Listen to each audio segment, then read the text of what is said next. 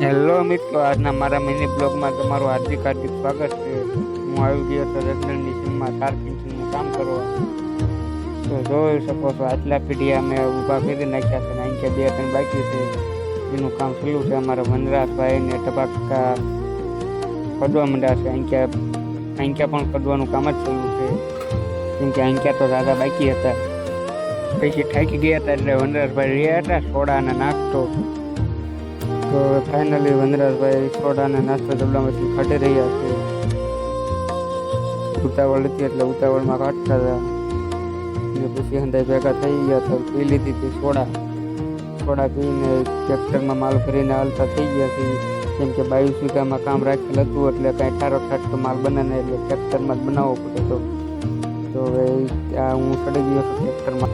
Tractor માથે, કેમ કે આમ ઓલા સાઈડે જવાનું હતું એટલે હાલીને દવકા વાર લાગી જાય એવું હતું. પછી ગયા ગામમાં, કેમ કે પાછી સોડા લેવા માટે. પછી ગયા હતા સિંગ ને સોડા, એટલે પી લીધી સોડા. તો મિત્રો ઘર બાજુ ચાલતા થઈ ગયા હતા ને આ લોકેશન ક્યાંનું છે ને ક્યાં આવેલું છે ને એ જરા કોમેન્ટમાં કહેતા રહીએ.